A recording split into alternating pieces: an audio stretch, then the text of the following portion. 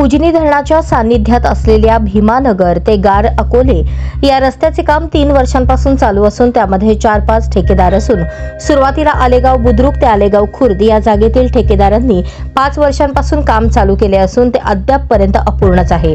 त्या संबंधित ठेकेदारास विचारले असता तो निधी अपुरा किंवा लोकांनी केलेली अडवणूक अशा प्रकारची उडवाउडवीची उत्तरे देत आहे।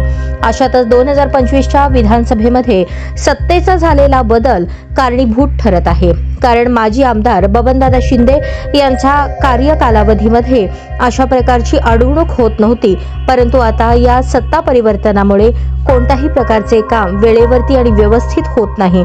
तरी वरिष्ठ अधिकारी आणि बांधकाम विभाग यांनी तातडीने लक्ष घालून रस्त्याची होणारी गैरसोय टाळावी व रस्त्याचे काम लवकरात लवकर पूर्ण करावे अशी मागणी येथील जनतेतून होत आहे।